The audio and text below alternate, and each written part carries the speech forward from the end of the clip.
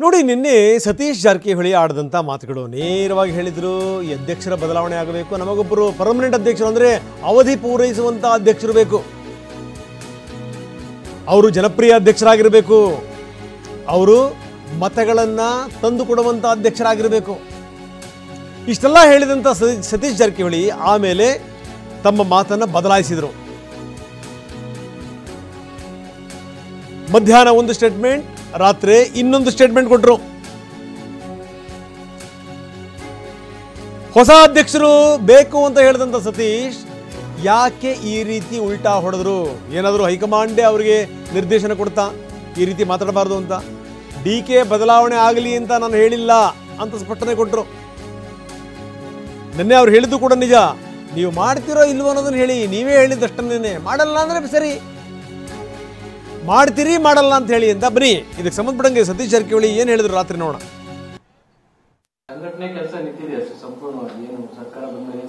ಕಡಿಮೆ ಆಗಿದೆ. ಎಲ್ಲರೂ ನಾವೆಲ್ಲ ಮಂತ್ರಿಗಳಾದೀವಿ, ಮಂತ್ರಿಗೆ ಸೀಮಿತ ಆದೀವಿ. ಎಲ್ಲಿ ಹೋಗ್ತಾ ಇಲ್ಲ, ನಾವು ಪಕ್ಷ ಸಂಘಟನೆ ಮಾಡ್ತಾ ಇಲ್ಲ. ಎಲ್ಲರದು, ನಮ್ದು ಒಬ್ಬರದು ಎಲ್ಲ, ಯಾರ್ದು ಅಲ್ಲ. ಎಲ್ಲರೂ ಮುಂಚೆ ಎಲ್ಲ ನಾವು ಆಕ್ಟಿವ್ ಆಗಿದ್ದೀವಿ ಪಕ್ಷದ ಸಂಘಟನೆಯಲ್ಲಿ. ನಾವೆಲ್ಲ ಮಂತ್ರಿ ಆದ್ಮೇಲೆ ಇಲಾಖೆ ಕೆಲಸ, ಒತ್ತಡ, ಅದು ಜಿಲ್ಲಾ ಕೆಲಸ ಅಂತ ಸೊ ಎಲ್ಲರೂ ಬಿಜಿ ಆಗಿಬಿಟ್ಟಿದ್ವಿ. ಹಿಂಗಾಗಿ ಪಾರ್ಟಿಗೆ ಟೈಮ್ ಕೊಡೋರು ಬೇಕು, ಅಷ್ಟೇ ಮಾಡಬೇಕು. ಅವ್ರಿಗೂ ಮೇಲ್ಗಡೆ ಉಸ್ತುವಾರಿ ಅವರು ಬೇಕು, ಅವರೆಲ್ಲ ಟೀಮ್ ಮಾಡಬೇಕು. ಮಾಡ್ತಾರೆ, ಆದರೂ ಇನ್ನೂ ಹೆಚ್ಚಿನ ಪ್ರಮಾಣ ಆಗಬೇಕು. ಮತ್ತೆ ಹಿಂದೆ ಹೆಂಗೆ 23ರಲ್ಲಿ ನಮ್ದು ಏನೋ ಸ್ಪೀಡ್ ಇತ್ತು, ಆದಿಲ್ಲ ಅನ್ನೋದು ಅಷ್ಟೇ ವಾದ. ನಮ್ಗೆ ಹಾಗೆ ಬೇರೆಬೇಕು. 23 ಬಿಫೋರ್ ಎಲೆಕ್ಷನ್ ಹಂಗೆ ಬೇಕಷ್ಟೇ. ಬೆಂಗಳೂರಿನಲ್ಲಿ ಬೆಳಗ್ಗೆ ಒಂದು ಪತ್ರಿಕಾಗೋಷ್ಠಿ ಉದ್ದೇಶಿ ಮಾತಾಡಿದ ಸಂದರ್ಭದಲ್ಲಿ ಕೆಲವು ವಿಚಾರಗಳು ಸತ್ಯಕ್ಕೆ ದೂರವಾಗಿದೆ. ಪತ್ರಿಕೆಗಳಲ್ಲಿ ಕೂಡ ಗಮನಿಸಿದ್ದೇನೆ. ಅದರಲ್ಲಿ ಕೆಪಿಸಿಸಿ ಹೊಸಬರ ಅಧ್ಯಕ್ಷರಾಗಲಿ, ಇನ್ನೊಂದು ಕಡೆ ಸಾಹುಕಾರ ಸಮರ ಡಿ.ಕೆ ಶಿವಕುಮಾರ್ ವಿರುದ್ಧ ಅಂತ ಪತ್ರಿಕೆಯಲ್ಲಿ ಯಾವ ರೀತಿ ಟಿಪ್ಪಣಿಗಳೇ ಬರ್ತಾರೆ ಗೊತ್ತಿಲ್ಲ, ಮತ್ತು ಟಿವಿ ಚಾನೆಲ್ಗಳಲ್ಲಿ ಯಾವ ರೀತಿ ಅದು ವ್ಯಾಖ್ಯಾನ ಮಾಡ್ತಾರೆ ಗೊತ್ತಿಲ್ಲ. ನಾ ಹೇಳಿದ್ರಲ್ಲಿ ಕೆಲವು ಸತ್ಯಾಂಶ ಇದೆ, ಕೆಲವು ಇಲ್ಲದನ್ನ ವೈಭವೀಕರಣ ಮಾಡುವಂತ ಪ್ರಯತ್ನ ಆಗಿದೆ. ಅದಕ್ಕಾಗಿ ಮಾಧ್ಯಮ ಮಿತ್ರರಿಗೆ ಮತ್ತು ಸಾರ್ವಜನಿಕರಿಗೆ ಕೆಲವು ಅಂಶಗಳನ್ನ ತಿಳಿಯುವಂತ ಪ್ರಯತ್ನ ಮಾಡ್ತಾ ಇದ್ದೀನಿ. ನಾನು ಕೂಡ ಯಾವಾಗಲೂ ಡಿ.ಕೆ ಶಿವಕುಮಾರ್ ಬದಲಾವಣೆ ಮಾಡಲಿಕ್ಕೆ ಯಾವಾಗಲೂ ನಾನು ಹೇಳಿಲ್ಲ. ಆದರೆ ಪಕ್ಷದಲ್ಲಿ ಮುಂದಿನ ಸಂಘಟನೆ ದೃಷ್ಟಿಯಿಂದ, ಚುನಾವಣೆ ದೃಷ್ಟಿಯಿಂದ ಕೆಲವು ಸಲಹೆಗಳನ್ನು ಕೊಟ್ಟಿದ್ದೀನಿ. ನಮ್ಮ ಹೊರತಾಗಿ ಅವ್ರನ್ನ ಬದಲಾವಣೆ ಮಾಡುವಂತ ಹೇಳಿಕೆಗಳನ್ನ ಹಿಂದೂ ಕೂಡ ಕೊಟ್ಟಿಲ್ಲ, ಇವತ್ತು ಕೂಡ ಕೊಟ್ಟಿಲ್ಲ, ಮುಂದೆ ಕೂಡ ಕೊಡುವಂತ ಪ್ರಶ್ನೆ ಉದ್ಭವ ಆಗೋಲ್ಲ. ಬನ್ನಿ, ನಮ್ಮ ಪ್ರತಿನಿಧಿ ಪ್ರಸನ್ನ ಈಗ ನಮ್ಮೊಂದಿಗೆ ನೇರ ಸಂಪರ್ಕದಲ್ಲಿದ್ದಾರೆ. ಪ್ರಸನ್ನ, ನೋಡಿ, ನಿನ್ನೆ ಮಧ್ಯಾಹ್ನ ಮಾತಾಡಿದಂಥ ಧಾಟಿಗೂ ಸಂಜೆ ರಾತ್ರಿ ಮಾತಾಡಿದಂಥ ಮಾತಿಗೂ ಕೂಡ ವ್ಯತ್ಯಾಸ ಇತ್ತು. ಅತ್ಯಂತ ಸಹಜ. ಈ ರೀತಿ ಆದಂಥ ಸಂದರ್ಭದಲ್ಲಿ ನೋ ಡೌಟ್ ಕೆಲ ನಾಯಕರು ಮಾತಾಡಿ ತಮ್ಮಂಥ ಹಿರಿಯರು ಈ ರೀತಿ ಸ್ಟೇಟ್ಮೆಂಟ್ ಕೊಡಬೇಡಿ ಅಂತ ಹೇಳಿರ್ತಾರೆ.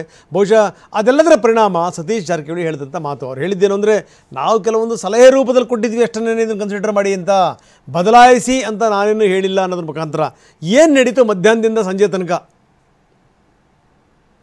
ರಂಗನಾಥ್, ನಿನ್ನೆ ಮಧ್ಯಾಹ್ನದ ವೇಳೆಗೆ ಸತೀಶ್ ಜಾರಕಿಹೊಳಿ ಅವರು ಅತ್ಯಂತ ಸ್ಪಷ್ಟವಾದ ಧಾಟಿಯಲ್ಲಿ ಮತ್ತು ಶಬ್ದದ ರೂಪದಲ್ಲಿ ಅವರು ವರ್ಡ್ ಟು ವರ್ಡ್ ಕೆಪಿಸಿಸಿ ಅಧ್ಯಕ್ಷರನ್ನ ಹೊಸದಾಗಿ ನೇಮಕವನ್ನ ಮಾಡಿ ಅನ್ನುವಂತಹ ಮಾತನ್ನ ಹೇಳಿದ್ರು.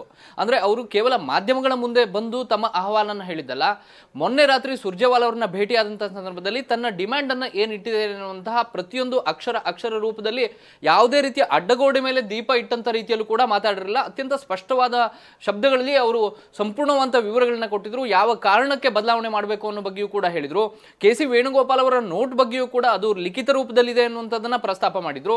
ಮತ್ತು ಹೊಸಬರನ್ನ ನೀವು ನೇಮಕ ಮಾಡೋದಾದ್ರೆ ಅದನ್ನ ತಕ್ಷಣ ಮಾಡಿ, ಇಲ್ಲದೇ ಹೋದ್ರೆ ಡಿ.ಕೆ ಶಿವಕುಮಾರ್ ಅವರನ್ನ ಮುಂದುವರಿಸ್ತೀರಿ ಅನ್ನೋದಾಗಿದ್ರೆ ಅದನ್ನು ಕೂಡ ಹೈಕಮಾಂಡ್ ಸ್ಪಷ್ಟವಾಗಿ ಹೇಳಿ ಅನ್ನುವಂತ ಮಾತನ್ನ ಅತ್ಯಂತ ಖಂಡತುಂಡವಾಗಿ ಹೇಳಿದ್ರು. ಆದ್ರೆ ಅದಾದ ಬಳಿಕ ಎಲ್ಲ ಬೆಳವಣಿಗೆಗಳು ನಡೆದಿದ್ದಾವೆ. ಸತೀಶ್ ಜಾರಕಿಹೊಳಿ ಅವರು ಈ ರೀತಿ ನೇರವಾಗಿ ಕೆಪಿಸಿಸಿ ಅಧ್ಯಕ್ಷರ ಗಾದಿಗೆ ಹೊಸ ಸಾರಥಿಯನ್ನ ಹಾಕಿ ಅನ್ನುವಂತ ಮಾತನ್ನ ಹೇಳಿದ್ದಾರೆ ಎನ್ನುವಂಥದ್ದು ಹೈಕಮಾಂಡ್ ತಲುಪು ಕೂಡ ತಲುಪಿದೆ. ಅದು ಒಂದು ರೀತಿಯಲ್ಲಿ ಅದು ಯಾವ ಟೈಮೋ ಏನೋ ಡಿ.ಕೆ ಶಿವಕುಮಾರ್ ಅವರು ಕೂಡ ದೆಹಲಿಯಲ್ಲೇ ಇದ್ರು. ಅದಾದ ಬಳಿಕ ಸುರ್ಜೇವಾಲಾ ಅವರಿಂದ ಸತೀಶ್ ಜಾರಕಿಹೊಳಿ ಅವರಿಗೆ ಒಂದು ಕರೆ ಬರುತ್ತೆ. ಈ ರೀತಿ ನೀವು ಮಾತನಾಡುವಂಥದ್ದು ಸರಿಯಲ್ಲ ಅನ್ನುವಂತಹ ಒಂದು ಅರ್ಥದಲ್ಲಿಯೇ ಸತೀಶ್ ಜಾರಕಿಹೊಳಿ ಅವರು ಕೂಡ ಸುರ್ಜೇವಾಲ ಅವರು ಕೂಡ ಸತೀಶ್ ಜಾರಕಿಹೊಳಿ ಅವರಿಗೆ ಒಂದು ತಾಕೀತನ್ನ ಮಾಡ್ತಾರೆ. ಅದಾದ ಬಳಿಕ ರಾತ್ರಿ ವೇಳೆಗೆ ಮತ್ತೊಂದು ಸ್ಪಷ್ಟನೆಯನ್ನ ಇದೀಗ ಸತೀಶ್ ಜಾರಕಿಹೊಳಿ ಅವರು ಕೊಟ್ಟಿದ್ದಾರೆ. ಸ್ಪಷ್ಟನೆಯಲ್ಲೂ ಕೂಡ ತಾನು ಹೇಳ್ತಾ ಇರುವಂತಹ ಬೇಡಿಕೆಗಳನ್ನ ಮತ್ತೊಮ್ಮೆ ಪರೋಕ್ಷವಾಗಿ ಉಲ್ಲೇಖವನ್ನ ಮಾಡಲಾಗಿದೆ. ಅತ್ಯಂತ ವೈಭವೀಕರಿಸಿ ನನ್ನ ಮಾತನ್ನ ಮಾಧ್ಯಮಗಳು ಪ್ರಸಾರ ಮಾಡಿದವೆ ಅನ್ನುವಂತ ಒಂದು ಸ್ಪಷ್ಟನೆಯನ್ನ ಸತೀಶ್ ಜಾರಕಿಹೊಳಿ ಅವರು ಕೊಟ್ಟಿದ್ದಾರೆ. ರಂಗನಾಥ್, ಓಕೆ, ಧನ್ಯವಾದ ತಮ್ಮೆಲ್ಲ ಮಾಹಿತಿಗೆ.